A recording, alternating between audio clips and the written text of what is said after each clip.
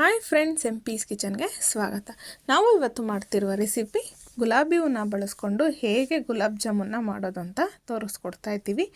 Different ಆಗಿರುತ್ತೆ, unique ಆಗಿರುತ್ತೆ, taste ಅಂತೂ ತುಂಬಾ ಚೆನ್ನಾಗಿರುತ್ತೆ. ಹೇಗೆ ಈ ಗುಲಾಬಿ ಹೂವನ್ನ ಬಳಸ್ಕೊಂಡು ಗುಲಾಬ್ ಜಾಮೂನ್ ಮಾಡೋದು ಅಂತ ತೋರಿಸ್ಕೊಡ್ತಾ ಇದ್ದೀವಿ. ಹಾಗಿದ್ರೆ ನಮ್ಮ ವಿಡಿಯೋ ನೋಡೋಕ್ಕಿಂತ ಮುಂಚೆ ಪ್ಲೀಸ್ ನಮ್ಮ ಚಾನಲ್ನ ಸಬ್ಸ್ಕ್ರೈಬ್ ಮಾಡಿ, ಸಪೋರ್ಟ್ ಮಾಡಿ, ಲೈಕ್ ಮಾಡಿ, ಶೇರ್ ಮಾಡಿ. ಹಾಗೆ ಪಕ್ಕದಲ್ಲೇ ಕಾಣೋ ಬೆಲ್ಲೈಕನ್ನ ಕ್ಲಿಕ್ ಮಾಡಿ. ನಾನಿಲ್ಲಿ MTR ಅವ್ರದ್ದು ಗುಲಾಬ್ ಜಾಮೂನ್ ಪ್ಯಾಕೆಟ್ನ ತೊಗೊಂಡಿರೋ ಅಂಥದ್ದು. ನಿಮಗೆ ಎಷ್ಟು ಬೇಕೋ ಅದನ್ನು ತೊಗೊಳ್ಳಿ, ಇಲ್ಲ ನಿಮ್ಗೆ ಯಾವುದು ಕಂಪ್ನಿ ಇಷ್ಟನೋ ಅದನ್ನು ತೊಗೊಳ್ಳಿ. ನನಗೆ MTR ಗುಲಾಬ್ ಜಾಮೂನೇ ಇಷ್ಟ, ಅದಕ್ಕೋಸ್ಕರ ನಾನು MTR ಗುಲಾಬ್ ಜಾಮೂನ್ ಪೌಡರ್ನ ತೊಗೊಂಡಿರೋ ಅಂಥದ್ದು. ಈಗ ನಾನಿಲ್ಲಿ ಒಂದು ಮಿಕ್ಸಿಂಗ್ ಬೌಲ್ನ ತೊಗೊಂಡಿದ್ದೀನಿ. ಈಗ ಮಿಕ್ಸಿಂಗ್ ಬೌಲ್ಗೆ ನಾನಿಲ್ಲಿ ಜಾಮೂನ್ ಪೌಡರ್ನ ಸೇರಿಸ್ಕೊತಾ ಇದ್ದೀನಿ.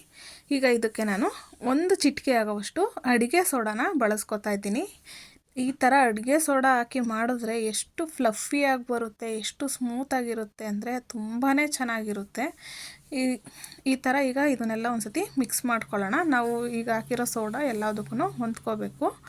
ನಾವು ಒಂದೇ ಸರ್ತಿ ನೀರು ಹಾಕೋದು ಅದು ಸೈಡಿಗೆ ಹಾಗೆ ಇರುತ್ತೆ. ಅದಕ್ಕೋಸ್ಕರ ಈ ಥರ ಒಂದು ಸತಿ ನಿಮ್ಮ ಮನೇಲಿ ಟ್ರೈ ಮಾಡಿ, ಎಷ್ಟು ಚೆನ್ನಾಗಿ ಬರುತ್ತೆ ಅಂದರೆ ನೆಕ್ಸ್ಟು ನೀವು ಮಾಡಿದಾಗೆಲ್ಲ ಇದೇ ಥರ ಮಾಡ್ತೀರ, ಅಷ್ಟು ಚೆನ್ನಾಗಿರುತ್ತೆ ಟೇಸ್ಟು.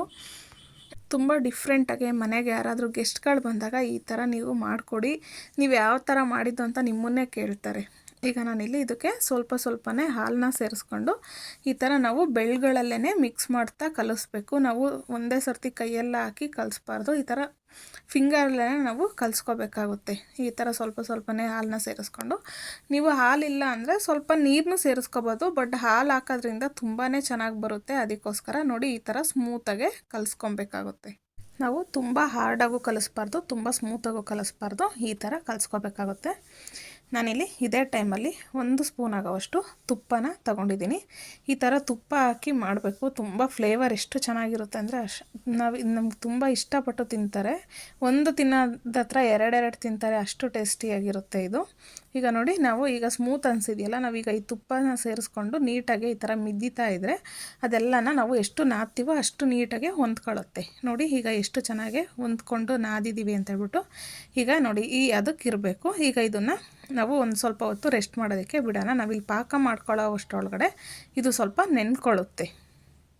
ಬೌಲ್ನ ಕ್ಲೋಸ್ ಮಾಡಿಬಿಟ್ಟು ಎತ್ತಿಡಿ. ನೆಕ್ಸ್ಟು ನಾನಿಲ್ಲಿ ಒಂದು ಪಾತ್ರೆನ ತಗೊಂಡು ಅದಕ್ಕೆ 1 ಬೌಲ್ ಆಗೋವಷ್ಟು ಶುಗರ್ನ ಸೇರಿಸ್ಕೊತಾ ಇದ್ದೀವಿ.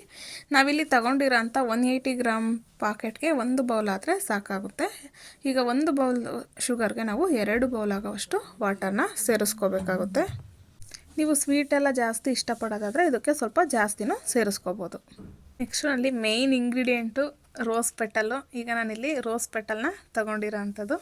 ಈಗ ರೋಸ್ ಪೆಟಲ್ನ 1-2-3 ಹೂವನ್ನ ಬಿಡಿಸ್ಬಿಟ್ಟು ಈ ಥರ ತೊಳೆದು ತೊಗೊಂಡಿದ್ದೀನಿ. ಈಗ ಇದನ್ನು ಇದರೊಳಗಡೆ ಸೇರಿಸ್ಕೊಳ್ಳೋಣ.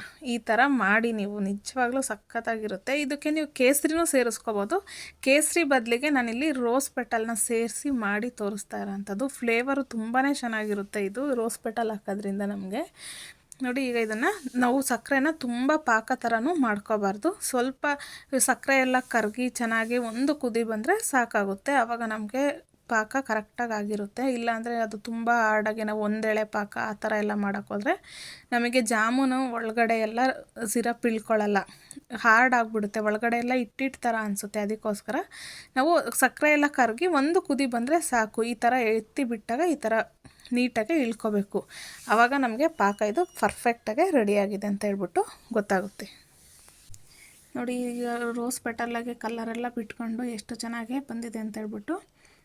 ಯಾವಾಗಲೂ ನಾವು ಬರೀ ಜಾಮೂನ್ನ ಮಾಡಿ ತೋರಿಸಿರ್ತೀವಿ, ಬಟ್ ಈ ಥರ ನೀವು ಮಾಡಿದ್ರೆ ತುಂಬಾ ಚೆನ್ನಾಗಿರುತ್ತೆ. ಈಗ ಇದು ಸ್ವಲ್ಪ ಫ್ಲೇಮ್ ಆಫ್ ಮಾಡ್ಕೊಳ್ಳೋಣ. ಈಗ ನೋಡಿ ನಾನಿಲ್ಲಿ ನನಗೆ ಏಲಕ್ಕಿ ಫ್ಲೇವರ್ ತುಂಬ ಇಷ್ಟ ಅಂತ ಹೇಳ್ಬಿಟ್ಟು ನಾನು ಏಲಕ್ಕಿ ಫ್ಲೇವರ್ ಜಾಸ್ತಿ ಬೇಕು ಅಂತ ನಾನು ಸ್ವಲ್ಪ ತಣ್ಣಗಾದ್ಮೇಲೆ ಏಲಕ್ಕಿ ಪೌಡರ್ನ ಸೇರಿಸ್ಕೊತಾ ಇರೋ ಅಂಥದ್ದು. ಈಗ ಇದನ್ನು ಸೈಡಿಗೆ ಕ್ಲೋಸ್ ಮಾಡಿಟ್ಟಿದ್ದೀನಿ. ನೋಡಿ ಈಗ ಇದು ಚೆನ್ನಾಗಿ ಇಟ್ಟು ಸ್ಮೂತಾಗಿ ನೆನ್ಕೊಂಡಿದೆ. ಈ ಥರ ಮುಟ್ಟಿದಾಗ ಈಸಿಯಾಗಿ ಹೋಗಬೇಕು. ಈ ಥರ ನಾವು ಒಂದು ಸ್ವಲ್ಪ ನಾದ್ಕೋಬೇಕು. ನಾವು ತುಂಬ ಹಾರ್ಡಾಗೆಲ್ಲ ನಾದಕ್ಕೆ ಹೋಗಬಾರ್ದು.